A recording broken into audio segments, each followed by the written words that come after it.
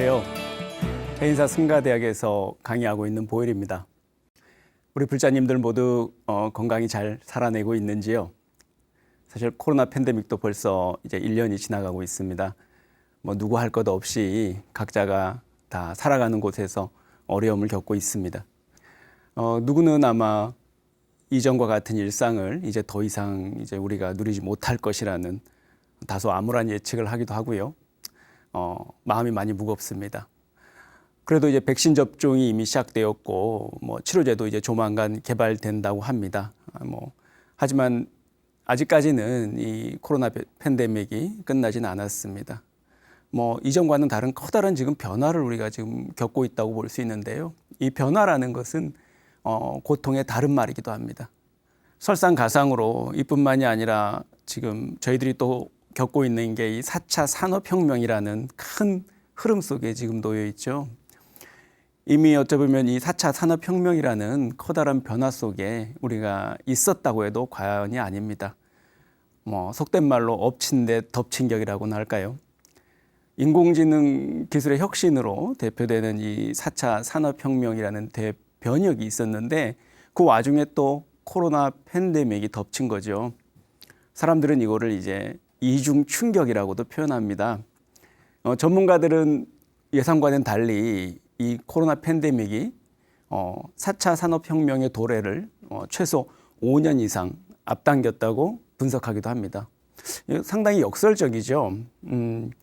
코로나 팬데믹이 발생을 해서 우리의 모든 일상 그리고 모든 기술이 다 멈춰서게 만드는 게 우리의 일반적 생각일 텐데 말입니다. 근데 역설적으로 팬데믹이 오히려 4차 산업혁명을 가속화시켰다. 이건 굉장히 시사해 주는 바가 크다고 생각합니다.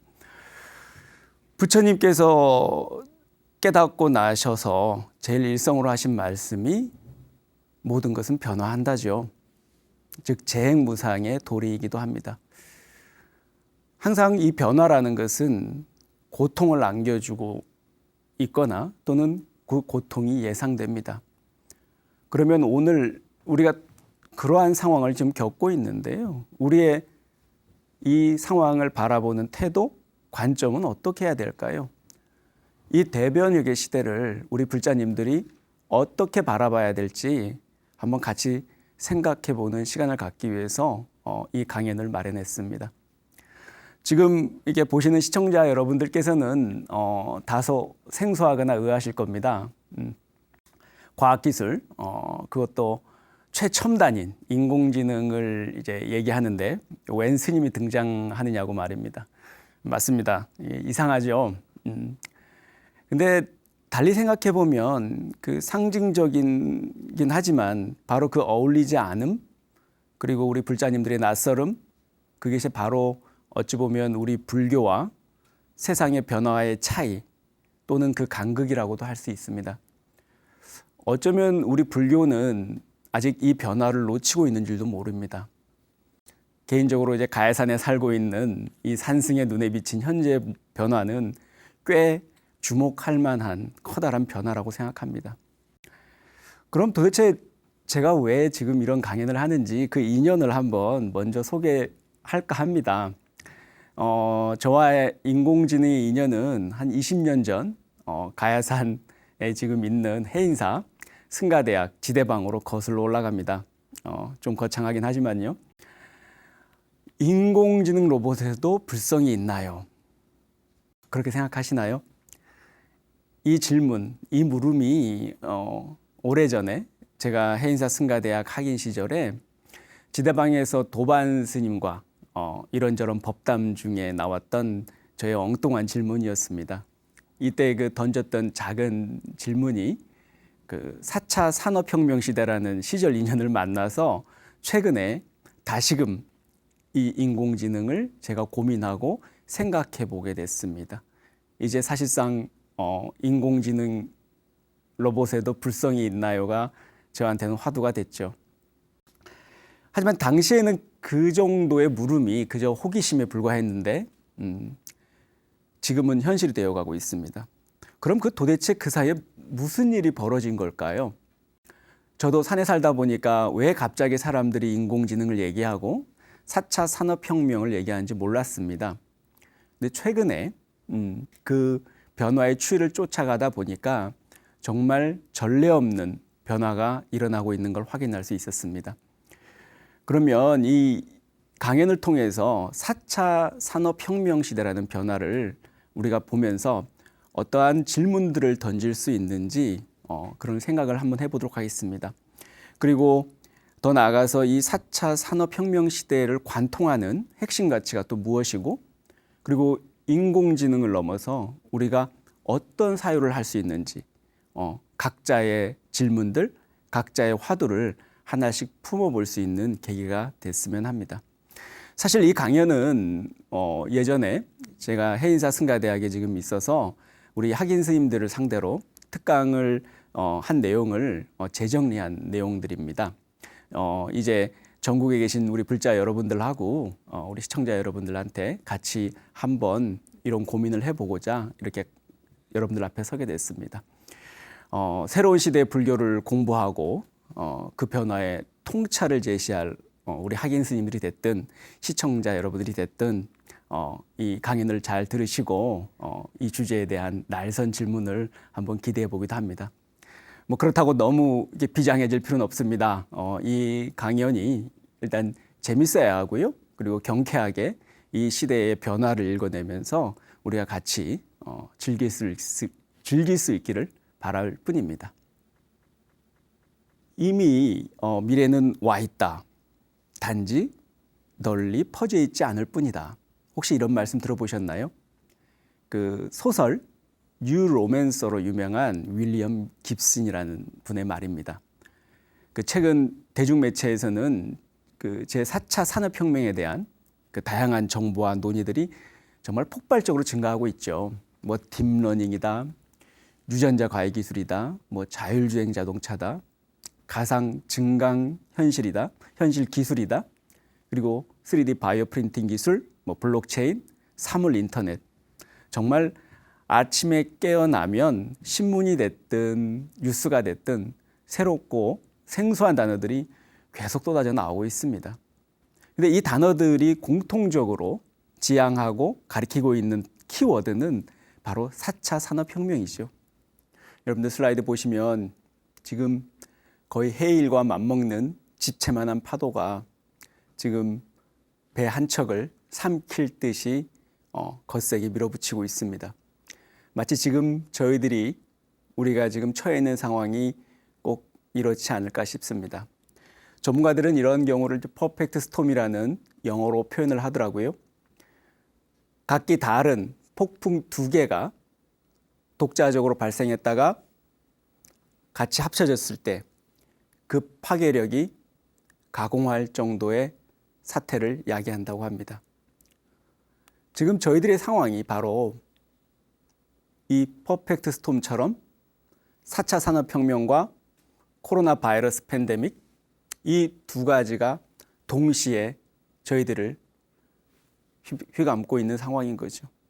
말 그대로 이중으로 충격을 받고 있습니다. 그러면 우리가 하나씩 코로나 팬데믹은 지금 저희들이 피부로 당장 겪고 있는 거기 때문에 그렇다 치더라도 우리가 인지하지 못하고 부지불식간에 우리의 일상과 우리의 모든 삶의 영역을 바꿔놓고 있는 산업혁명에 대해서 한번 알아보도록 하겠습니다. 특히 저희들이 알고 있는 4차 산업혁명에 대해서 말입니다. 여러분들이 잘 학교에서 배웠겠지만 1차 산업혁명, 2차 산업혁명, 3차 산업혁명은 익숙합니다. 근데 4차 산업혁명은 도대체 무언가? 디지털 산업혁명이 다 끝나지도 않았는데 또 갑자기 또 4차 산업혁명이라니 이건 또 무슨 얘기인가 굉장히 궁금해하실 텐데요. 4차 산업혁명이 이거다 저거다 학자들은 의견이 분분합니다. 근데 그 정의를 따지기 전에 한번 이 말의 어원을 한번 쫓아가 보죠. 좀 화면에 보시는 사람이 세계 경제 포럼 의장이었던 클라우스 슈밥이라는 사람입니다. 스위스 다보스 포럼에서 이 용어를 처음 이분이 사용했죠. 4차 산업혁명이 이미 시작되었다. 이런 말을 합니다. 그래서 각종 미디어에서 또 경제계에서 그리고 정치계에서까지 4차 산업혁명을 대비해야 된다. 이런 얘기들이 갑작스럽게 우리 주변에 많이 들려오기 시작합니다. 그래서 어떤 분들은 이게 너무 가장된 거 아니냐, 어떤 비즈니스의 일환 아니냐 하면서 반대 의견도 만만치 않습니다. 국내도 마찬가지입니다. 하나의 정치적 구호가 아니냐라는 반론도 많았고요. 그렇지만 여하튼 변화는 일어나고 있는 겁니다.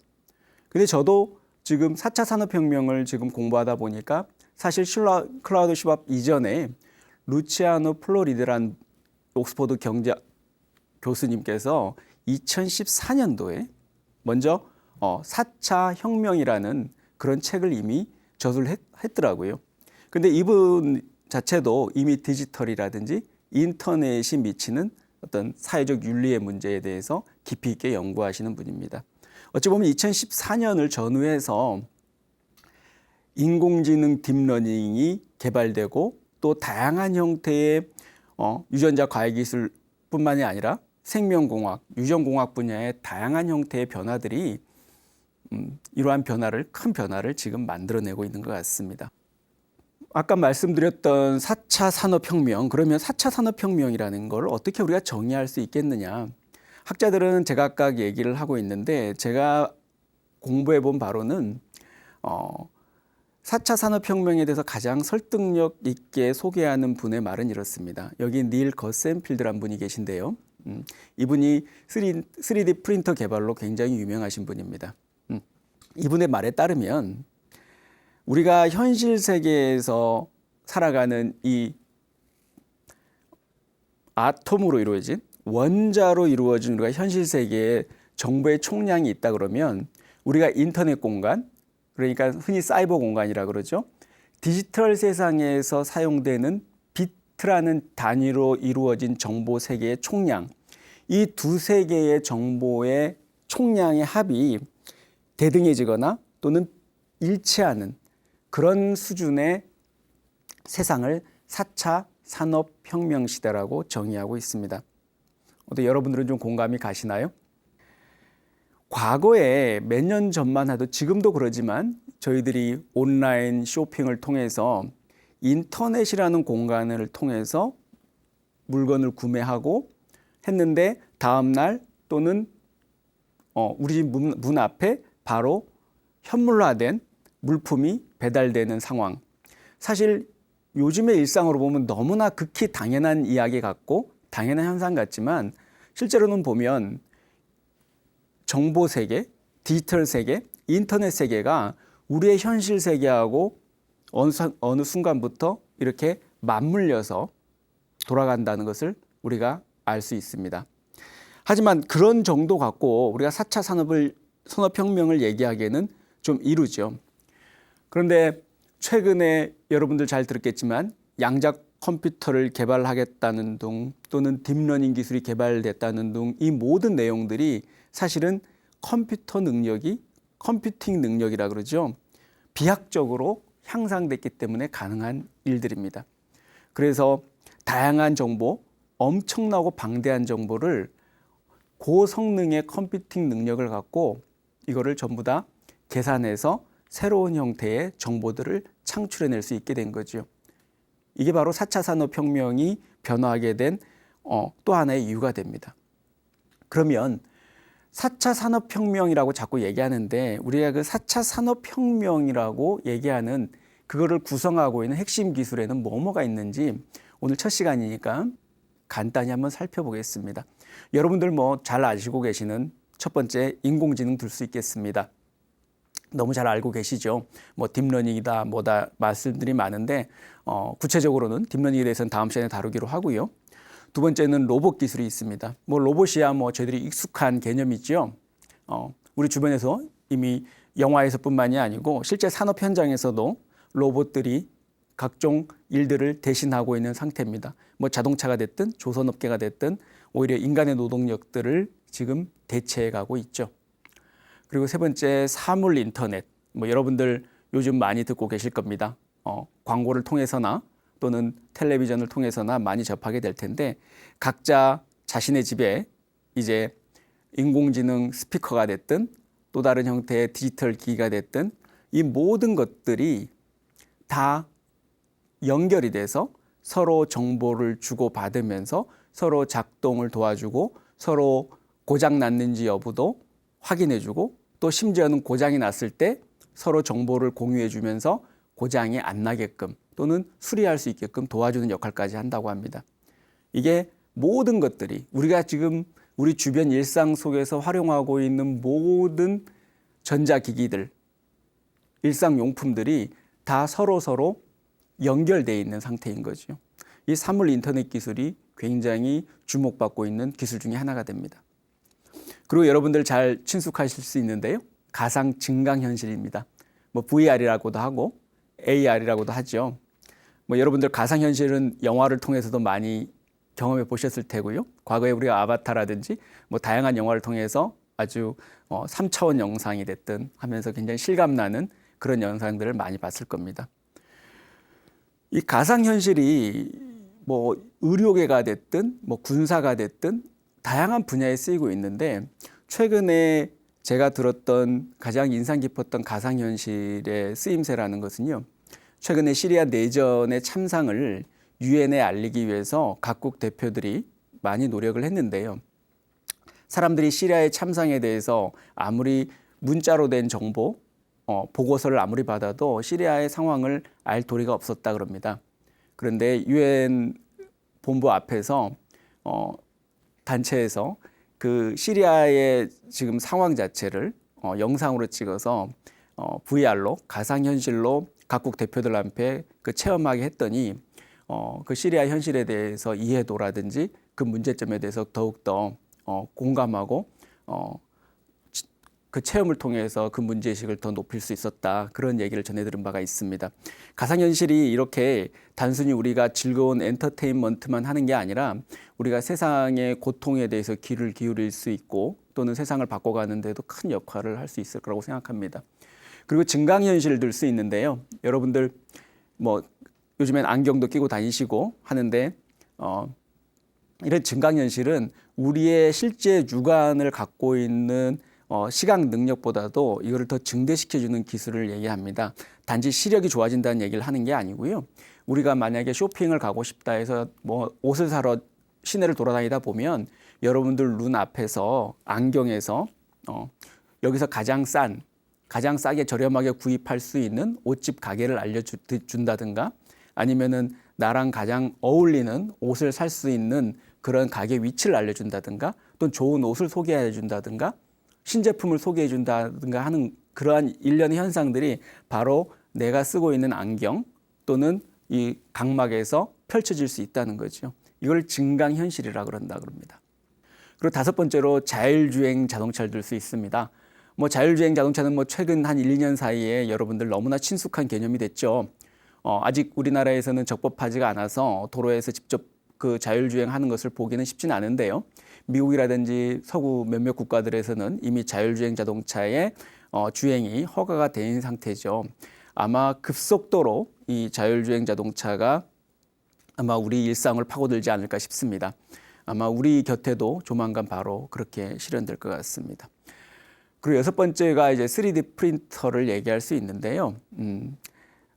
입체 출력 기술이라 그럽니다. 우리들의 모든 사물들, 우리가 지금 쓰고 있는 텔레비전이 됐든 아니면 이런 꽃병이 됐든 뭐 어떤 무대가 됐든 뭐가 됐든지 간에 전부 다 입체로 출력을 할 수 있다는 거죠. 우리가 마음에 드는 머그컵을 하나 사러 가야겠다 아니면 꽃병을 하나 사러 가야겠다 해서 인터넷으로 구매하는 게 아니라 그 꽃병, 그 머그컵에 대한 디지털 정보만 갖고 있으면은 우리 집안에 각자 갖고 있는 프린터로 그 머그컵, 꽃병을 사러 가지 않아도 직접 배송받지 않아도 집에 있는 프린터가 그 꽃병을, 그 머그컵을 만들어내 준다는 얘기죠. 이 말 들으시면 오히려 이런 분들 계실 겁니다. 오히려 품질이 오히려 더 좋지 않을까요? 직접 가서 사는 게 굳이 꼭 3D 프린터로 출력할 필요가 있을 거예요? 라고 물어볼 수 있는데 실제로 그 기술이 점점 나아지고 있고요. 제가 지금 파악한 바로는 사실은 이 기술이 결정적으로 개발돼서 활용될 수 있는 분야는 항공 우주 분야라 그럽니다. 지금 뭐 여러분들 뉴스를 통해서 들으셨겠지만 미국이라든지 다른 서구국가에서 화성 탐사에 지금 열을 올리고 있는데요. 화성으로 가거나 다른 식민지 별을 우리가 개척함에 있어 갖고 엄청나게 많은 화물을 일시에 싣고서 화성까지 갈 수는 없지 않습니까? 그래서 이 3D 프린터 기술을 이용한다면 우리가 지구에서 살면서 활용하고 있는 일상용품들을 아주 멀리 떨어져 있는 다른 행성이나 별에서도 그것을 3D 프린터를 이용해서 그 별에서 바로바로 생산할 수 있다. 그러한 아이디어 때문에 3D 프린터가 지금 주목받고 있는 이유 중에 하나라 그럽니다. 그리고 또 4차 산업혁명이 되면 스마트 시티를 떠올리는데요. 말 그대로 스마트 시티, 뭐 우리말로 하면 뭐 똑똑한 도시 정도로 직역할 수 있겠는데 여러분들 아마 서울 생각하시면 쉬울 것 같습니다. 물론 규모가 엄청나게 크지만요. 크든 작든 간에 도시 건설 자체가 애초에 그냥 개발되는 게 아니라 이 모든 것들, 수도가 됐든 도로가 됐든 치안이 됐든 그 모든 형태의 도시를 구성하고 조직하게 되는 모든 요소들이 모두 하나의 단일 시스템으로 서로 연동되고 서로 연결되고 서로 융합되는 그런 방식의 도시를 스마트 시티라고 그럽니다. 아마 4차 산업혁명의 이러한 핵심 기술들이 이러한 스마트 시티 건설을 뒷받침할 거라고 생각되고 있습니다. 그리고 아까 제가 잠깐 말씀드렸던 8번째가 우주 개발 사업이죠. 화성 식민지 개척인데요. 뭐 최근 여러분들 뉴스에서 많이 들으셨죠. 앨런 머스크가 설립한 스페이스X에서 화성 탐사를 목적으로 지금 다양한 형태의 항공 우주 기술을 지금 개발하고 있다 그럽니다. 나중에 기회가 되면 그 관련 영상 보면서 이러한 주제도 따로 다루도록 하겠습니다. 그리고 9번째로 생명공학, 분자생물학 분야를 들 수 있습니다. 여러분들 요즘 뭐 많이 듣고 있는 내용 중에 또 나노 테크놀로지가 있죠. 나노 기술 얘기하는 거죠. 그래서 아마 이런 기술들이 개발이 되면 아무로 우리 인체의 수술 문제라든지 인체의 건강, 또 그리고 아까 말씀드렸던 유전자 과외 기술 이러한 것들을 통해서 우리 인간의 어떤 기본적인 개념, 인간 개념마저 새로 정립할 정도의 아주 혁명적인 지금 변화가 지금 우리 앞에 펼쳐지고 있는 상황입니다. 이상 제가 4차 산업혁명에 대해서 그 내용이 어떤 내용들이 있는지 잠깐 이제 살펴봤는데요. 그 중에서도 오늘은 뭐 다 다룰 수는 없고요. 그 대표적인 기술이라고 할 수 있는 인공지능, 그 중에서도 딥러닝 기술에 대해서 간단히 언급하고 다음 시간에 더 구체적으로 다루도록 하겠습니다. 여러분들 요즘 딥러닝이라고 많이 들어보셨죠? 과거에 우리가 쓸 수 있었던 흔히 말하는 인공지능이라고 하는 것들은 사실은 보면 인공무능에 가깝죠. 우리가 다 입력해 놓은 정보와 입력해 놓은 디지털에 갖고 그냥 출력하는 방식에 불과했습니다. 그러니까 인풋이 있으면 아웃풋이 있는 거죠. 입력이 있으면 출력이 있는 정도에 불과했는데 지금 이 딥러닝이라고 소위 딥러닝이라고 하는 이 인공지능 방식은 데이터만 넣어주면 인공지능이 스스로 학습을 해서 알아서 필요로 하는 알고리즘을 만들어내는 인공지능이라고 합니다. 뭐 이렇게 설명하면 좀 모호할 수 있는데요.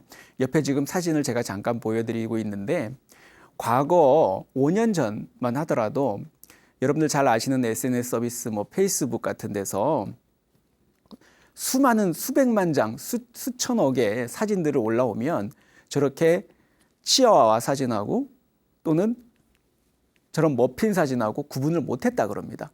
인공지능이요. 왜냐하면 인식률이 떨어지니까 그렇죠. 또 옆에서 보면 고양이하고 아이스크림 또는 빵, 이게 너무 색깔이 혼동이 일어나기 때문에 인공지능이 또는 페이스북 같은 그런 거대한 SNS 서비스하는 업체에서 이러한 것들을 제대로 구별해내지 못해갖고 서비스가 엉망이었던 경우들이 꽤 많았다 그럽니다. 근데 딥러닝 기술이 개발되면서 2016년, 2017년, 2018년을 넘어가면서 거의 이전과는 비교할 수 없는 수준의, 즉 90%가 훨씬 넘어서는 수준의 인식률을 보이고 있습니다.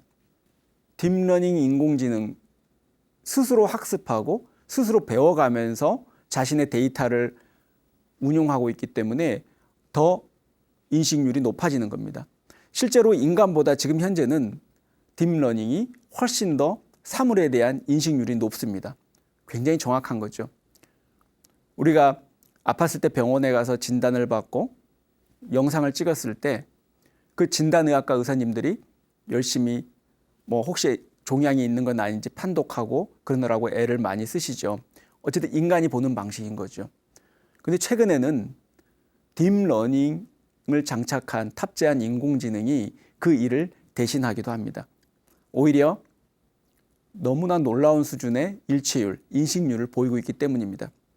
그래서 우리가 최근에 또다시 화두로 떠오른 게 만약에 여러분들이 아파서 암에 걸렸을 때 인공지능 딥러닝 의사가 내린 진단과 인간 의사가 내린 진단이 서로 맞지 않았을 때, 상충됐을 때 과연 어느 진단을 믿고 따르시겠습니까? 라는 질문을 받을 수 있다는 거죠.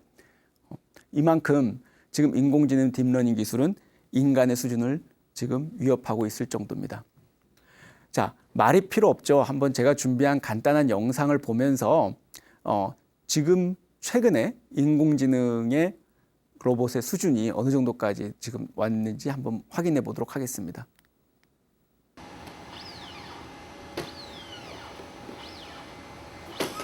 이게 2017년, 16년부터 18년 사이에 벌어지는 일들인데요.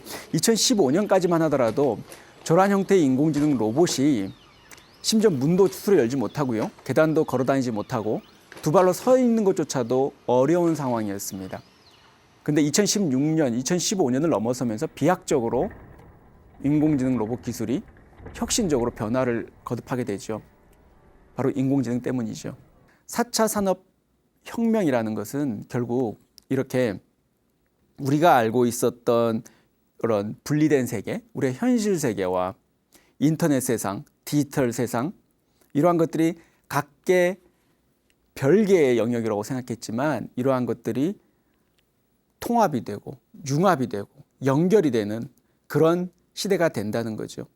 우리가 지금 이렇게 현실 세계를, 물리적 세계를 지금 살고 있는 것처럼 보이지만 실제는 우리가 디지털 세계, 인터넷 세계, 빛으로 이루어진 세계와 지금 그 경계가 다 무너져 내린 상태에 살고 있다는 겁니다.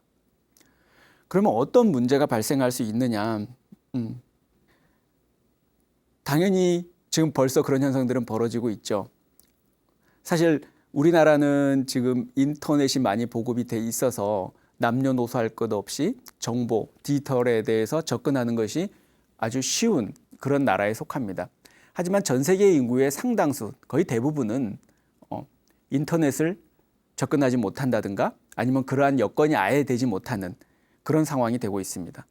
그러다 보면 당연히 교육에서 소외되고 당연히 경제적으로 소외될 수밖에 없겠죠. 갈수록 소위 말하는 디지털 격차는 커지고 있습니다. 또 그러한 불평등은 대를 물려서 계속해서 가속화될 것이고요.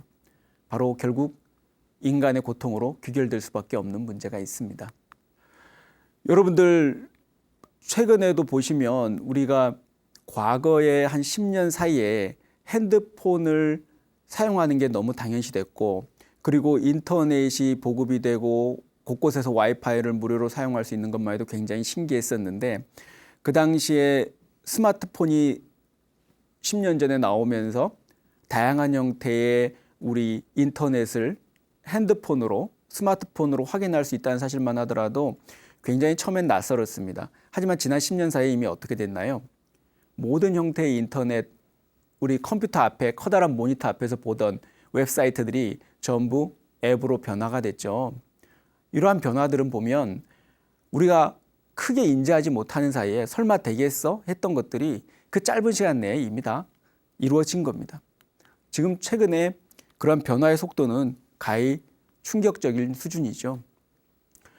인공지능과 불교에 대해서 우리가 고민하면서 아까 고통의 문제도 잠깐 말씀드렸는데 최근에 주목할 만한 일들이 있습니다. 그게 아주 흥미로울 수 있는데요. 구글에서 죽음의 문제에 대해서 자신들이 해결하겠다, 죽음을 정복하겠다 하고 선언하고 나왔습니다. 흥미롭죠. 왜 괜히 무슨 잠꼬대 같은 소린가 할 수 있는데요. 이분들의 지금 생각은 그렇습니다. 구글에서 자회사를 설립해서 구글 벤처스라는 회사를 설립했죠. 그래서 이 사람들이 생각하는 것은 인간의 노화를 최대한 늦추거나 노화가 발생하지 않게끔 해서 자신들이 원하는 수명만큼 충분히 살 수 있게끔 하겠다라는 칼리코 프로젝트를 수립했습니다. 그래서 홍보도 많이 하고 있고요. 그 지금 옆에 보시면 조그맣게 지금 생긴 저 귀여운 그게 벌거숭이 뭐 다람쥐라고 하는데요. 요 생물체가 노화, 그러니까 늙지 않고 자신들이 원하는 수명만큼 살다가 그냥 죽는다 그럽니다. 구글에서 주목한 바는 이 다람쥐한테서 어떤 힌트를 얻어서 우리 인간에 적용을 한다면 우리 인간도 노화하지 않고, 그러니까 노쇠하지 않고 그냥 충분히 살다가 어느 시점에 되면 죽을 수 있는 게 아니냐라는 그런 아이디어로 지금 연구를 진행하고 있는 것 같은데요. 물론 이것뿐만은 아니겠죠. 이건 하나의 언론에 공표된 얘기일 뿐인 거고요. 어쨌든 지금 유전자 과외 기술 그리고 다양한 형태의 생명공학 기술이 지금 혁신적으로 개발이 되고 하면서 급기야는 인간이 영원히 살 수 있는 또는 죽지 않는 인간까지 한번 우리가 꿈을 꾸는 그런 상황까지 됐습니다. 우리의 지금 현재 기술이 얼만큼 발전했는지를 보여주는 대표적인 사례라고 볼 수 있습니다. 그럼에도 불구하고 우리는 이러한 변화 속에서 우리가 생각해야 될 부분들이, 부처님께서 처음 이 땅에 오셨을 때 하신 말씀이 천상천하 유아독존이라고 하셨죠. 이 하늘 아래 나 자신만큼 존귀한 존재는 없다 이거죠. 뭐 아시겠지만 내 잘났다는 얘기가 아니고요. 그만큼 나 자신이란 존재는 누구하고 바꿀 수도 없고 대체할 수 없는 매우 소중한 존재라는 뜻입니다. 이 말이 2500년 전의 말을 저희들이 새삼스럽게 다시 떠올리는 이유는, 이렇게 인공지능 딥러닝이 개발이 되고 우리 도처의 모든 인공지능이 우리의 노동을 대체하고 우리가 일자리에서 해고가 되고 실업이 되고 또 다양한 형태의 우리가 소외가 된다 하더라도 우리가 고민해야 될 부분들, 즉 나라는 존재는 결코 대체될 수 없음에 대해서 우리가 한번 사유해 볼 필요가 있다는 겁니다. 그저 그렇듯이 이러한 커다란 인공지능 또는 4차 산업혁명이라는 변화에 떠밀릴 것이 아니라 우리 자신에 대한 존재에 대해서 다시 한번 나라는 존재가 도대체 누구이고 무엇인지에 대해서 한번 깊이 있게 한번 사유할 수 있는 그런 태도가 중요하지 않을까, 그런 생각을 해봅니다. 자, 쭉 제가 지금 4차 산업혁명에 대해서 말씀을 드렸는데요. 4차 산업혁명이라는 것은 아까 쭉 말씀드렸던 내용처럼 우리가 누구도 이 지구상에서 경험해 본 적이 없었던 전대미문의 상황입니다. 또 아까 서두에 말씀드렸듯이 이중 충격이라고 하지 않습니까? 코로나 팬데믹까지 같이 가세를 하면서 이러한 혼란과 극심한 형태의 갈등, 이런 부분들은 저희들이 어느 선진국 할 거 없이 예견하지 못했던 상황이라는 거죠. 그래서 제가 볼 때는 우리 나라가 됐든 또는 우리 불교가 됐든 또 각자 개인이 됐든 간에 누구도 가보지 않았던 길, 누구도 미리 본 적이 없었던 시대에 지금 저희들이 진입하고 있는 겁니다. 그래서 제가 드리고 싶은 말씀은 누가 먼저 지금 앞서가는 사람도 없고 누가 먼저 이 시대에 대해서 먼저 공부한 사람도 없고 훈련받은 사람도 없는 시대라는 거죠. 이런 준비도 없이 이 시대를 지금 맞이하고 있는 겁니다. 그래서 제가 볼 때는 이 시대가 주는 이런 큰 변화에 대해서 우리가 어떤 질문을 던질 수 있는가, 그게 중요하다고 생각합니다. 먼저 질문하는 자가 그 답에 대해서 고민할 것이고 그 답에 대해서 준비할 것이고 대비할 수 있다고 저는 생각하거든요. 그래서 아마 저한테 개인적으로 4차 산업혁명이라는 것은 어떤 시대냐라고 물어보신다면 저는 질문하는 자의 시대다라고 정의하고 싶습니다. 먼저 질문하는 자들이 결국 이 시대를 읽어낼 것이고 이 시대를 주목할 것이라는 거죠. 궁금하니까요. 하지만 이 시대도 이전과는 연장선상에서 그저 그러려니 하고 가만히 이러한 형태의 엄청난 변화에 대해서 안주하고 이런 변화에 대해서 무감각한다면 아마 그 다음에 어떤 벌어지는 일에 대해서는 우리도 한없이 또는 뒤처지고 또 다른 형태의 고통이 양산되는 그런 상황이 될 거라고 저는 생각합니다. 부처님께서도 말씀하셨습니다. 이 모든 우리의 나고 늙고 병들고 죽어가는 이 고통의 문제, 4차 산업혁명이 결국 우리의 고통의 문제가 된다면 우리도 이 문제를 그냥 앉아서 볼 수는 없습니다. 누군가의 고통으로 가기 전에 우리들이 미리 고민하고 사유하면서 이 고통의 시대가 되지 않도록 했으면 좋겠습니다. 하여튼 각자의 모든 질문을 하나씩 가지시고 이 4차 산업혁명 시대를 대비하는 그런 우리 불자님들이 됐으면 좋겠습니다. 오늘 강연 여기서 마치도록 하겠습니다. 감사합니다.